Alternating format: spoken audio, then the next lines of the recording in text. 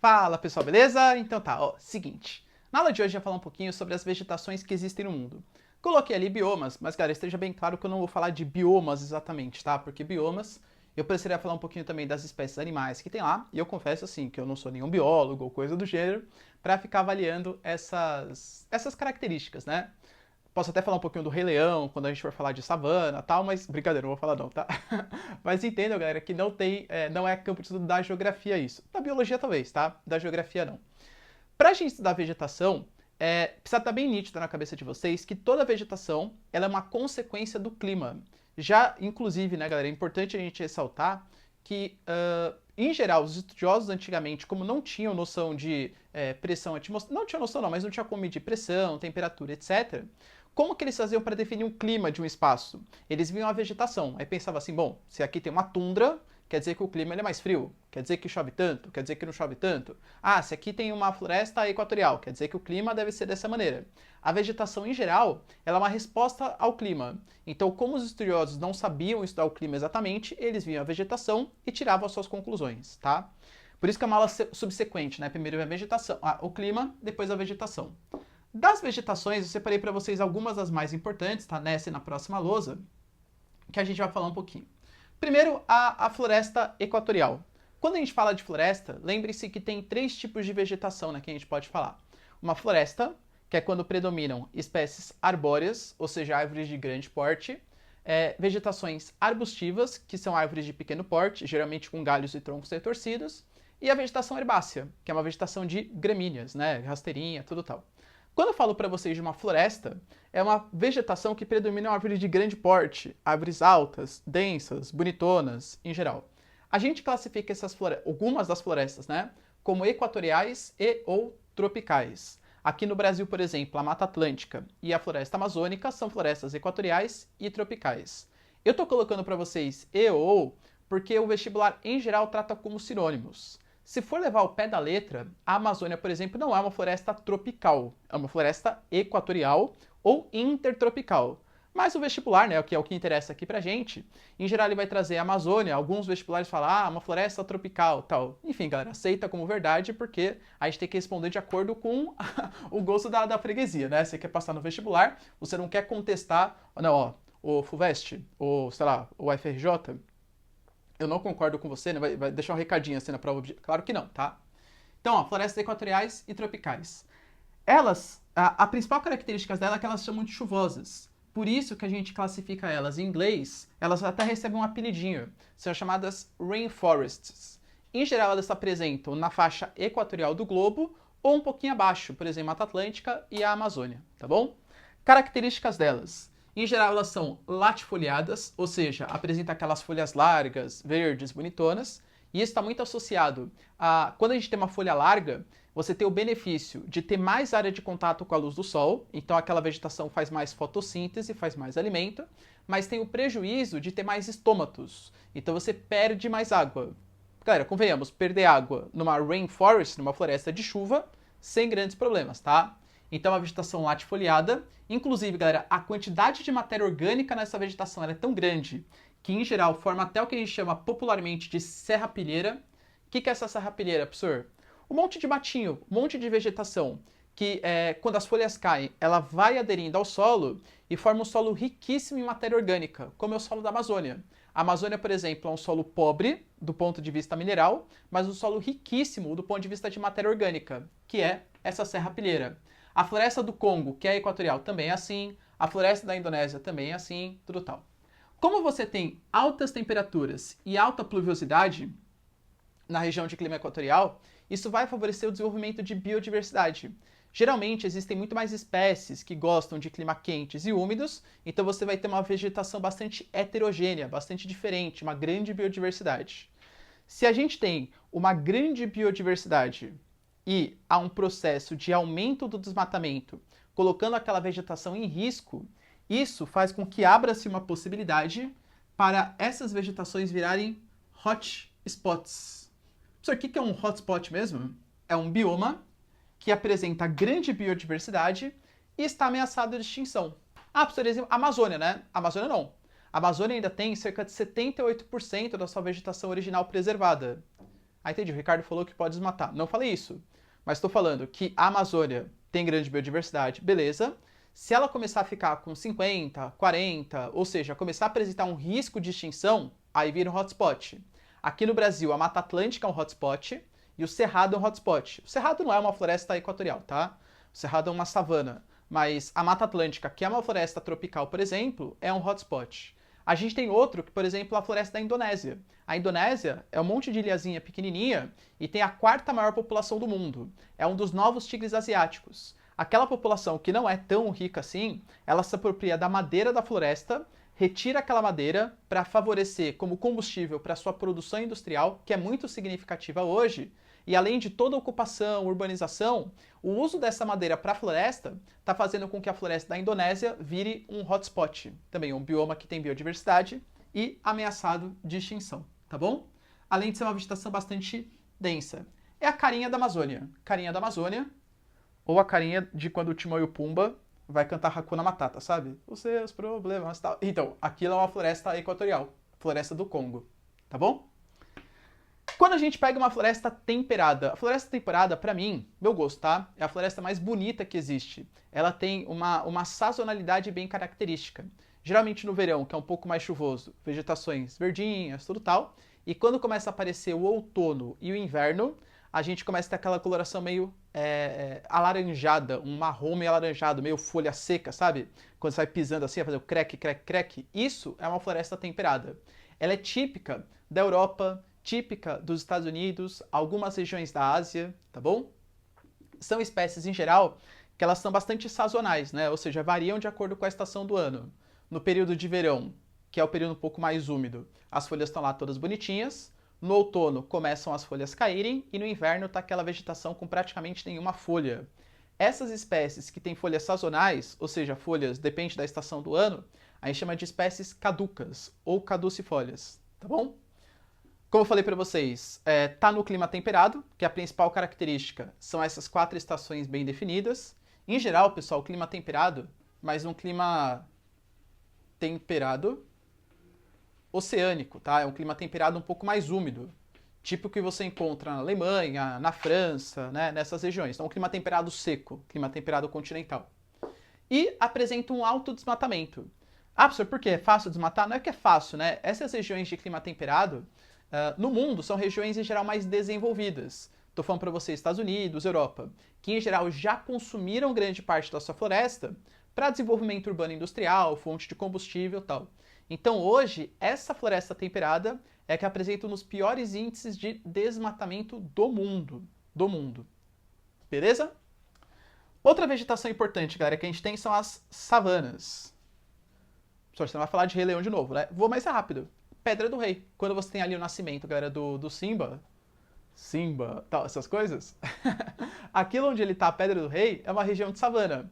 Como vocês percebem, é uma vegetação bastante rasteirinha, né, gramíneas, com um ou outro arbusto pequenininho, galhos e troncos retorcidos. Inclusive a árvore onde o Rafiki vive, macaquinho do Rei Leão, tá? Então, isso é a vegetação de savana.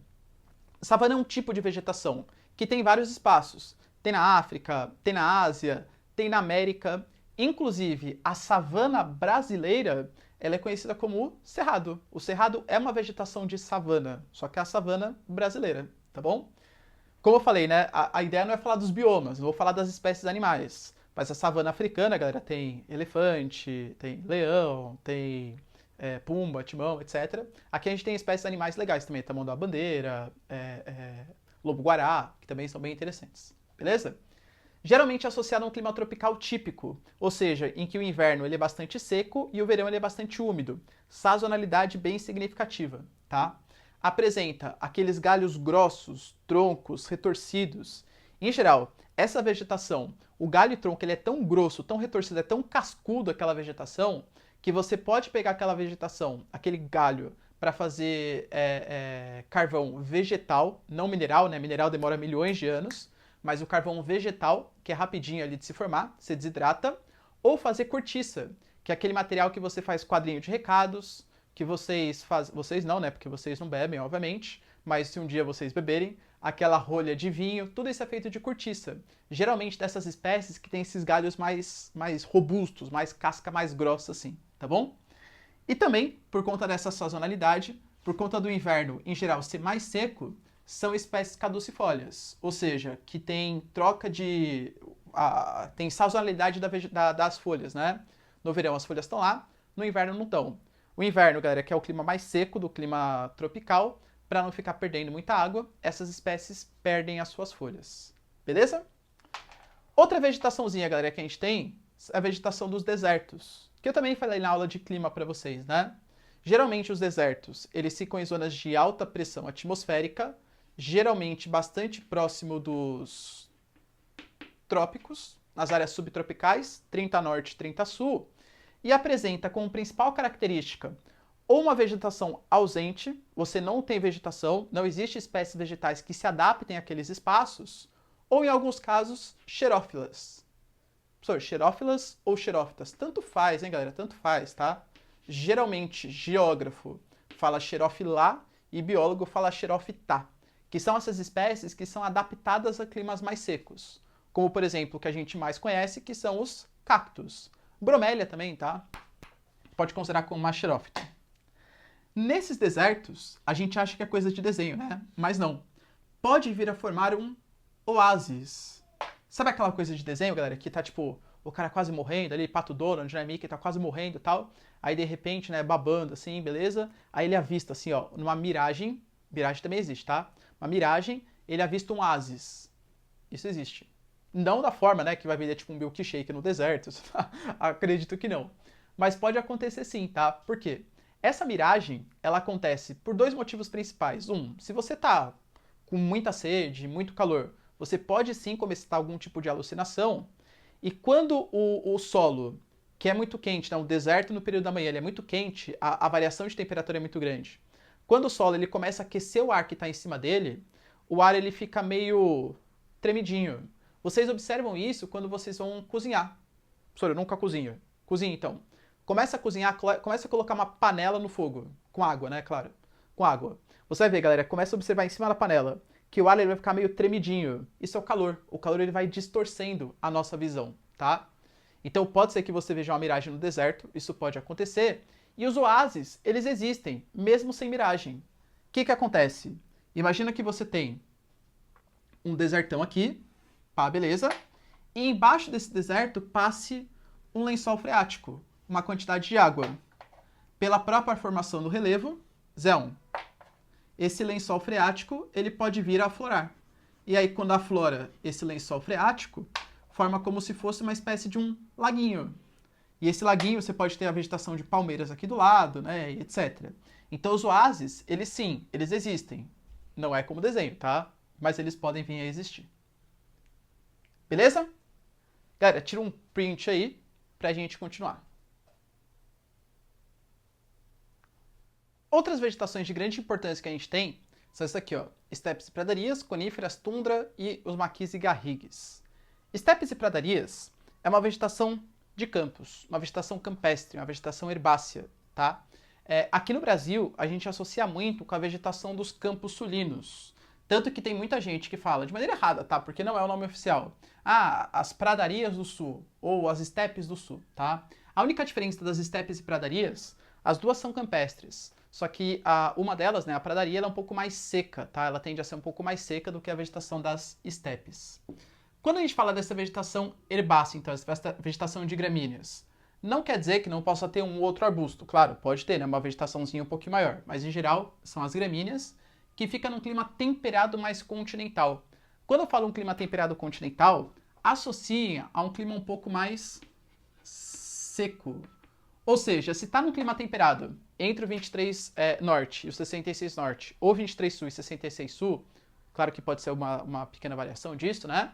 E for mais úmido, tende a formar uma floresta temperada, que é aquela que a gente tem em Portugal, França, Alemanha e tal, né?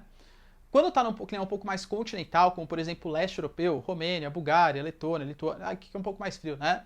Mas a região da Península Balcânica, por exemplo, aí tende a ser essa vegetação mais de estepes, pradarias, uma vegetação mais seca, herbácea, que não tenha desenvolvimento de uma vegetação tão grande assim, tá bom? Então isso são as estepes e pradarias. Geralmente é bom para fazer pasto, né? Você tem ali um pasto natural.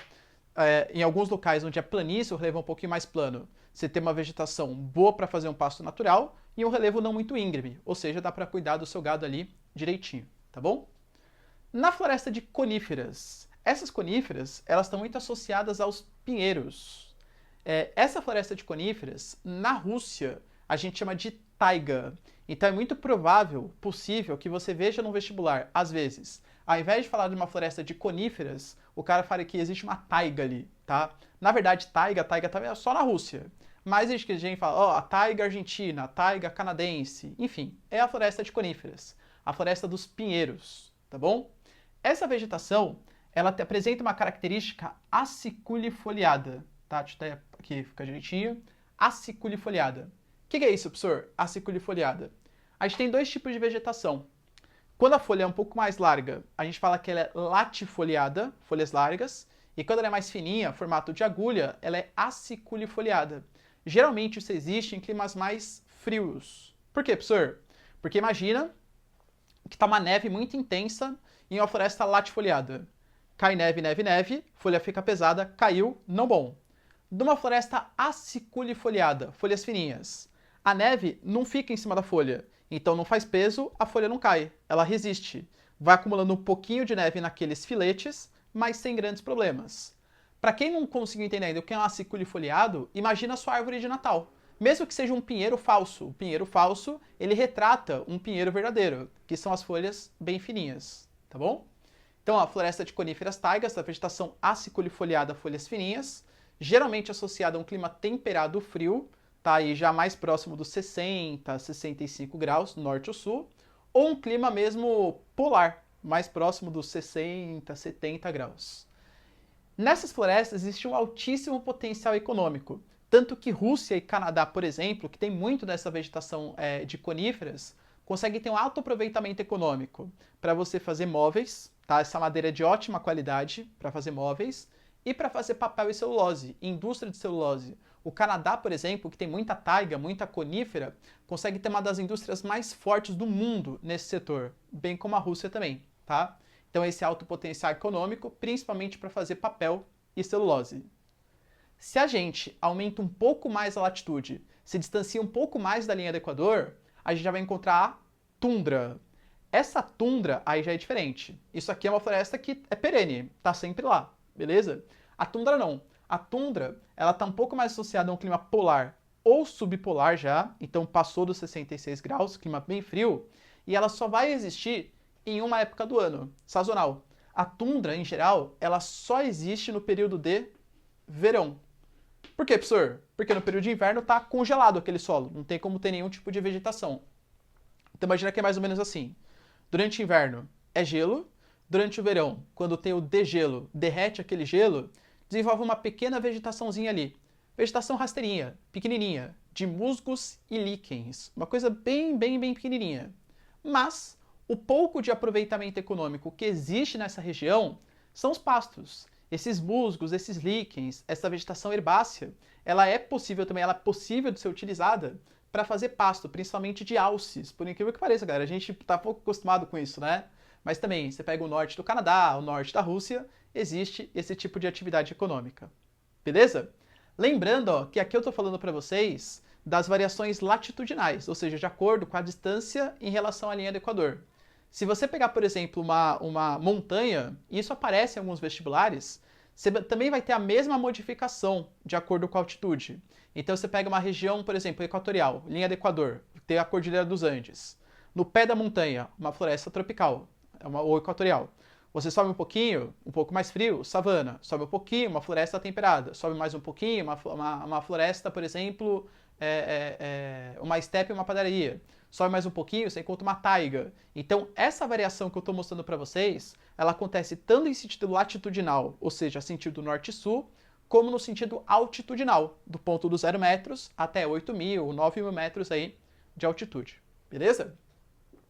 E por fim, galera, a última vegetação que eu deixei por último, porque ela é a mais importante para vocês, mais importante. Se eu pedisse assim, grava uma, é essa, tá? Que é a floresta de maquis e garrigues.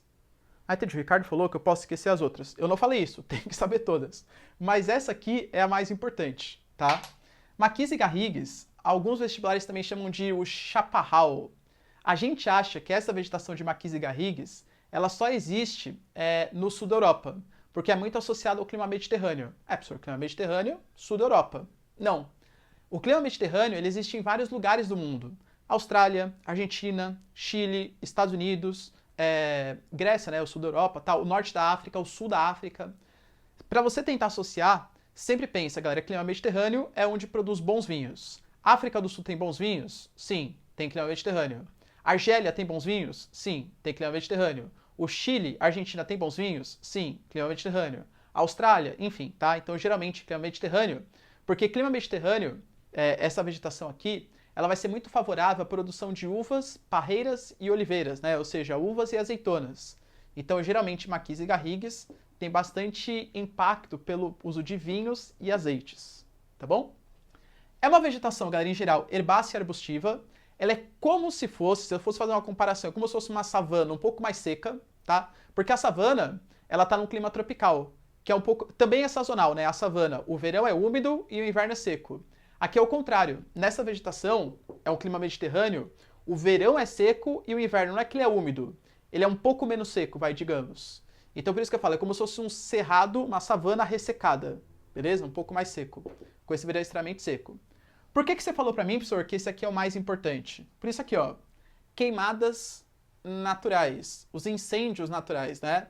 Essas regiões, elas são favoráveis a ocorrerem queimadas, incêndios naturais. O Brasil, por exemplo, não tem nenhuma vegetação que naturalmente ocorra incêndio de uma maneira muito intensa. Ah, professor, Cerrado? Não. Pantanal? Não. Amazônia? Muito menos, tá?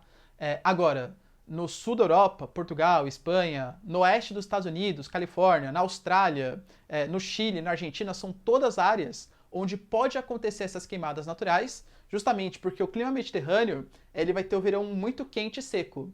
Os maquis e garrigues, esse chaparral, que já é uma vegetação mais seca, pega um verão que está de mau humor, né, que está muito seco e muito quente, pode acontecer de maneira espontânea um incêndio, e como essa vegetação é muito seca, ela funciona como se fosse uma espécie de combustível para alastrar esse fogo de maneira muito mais intensa.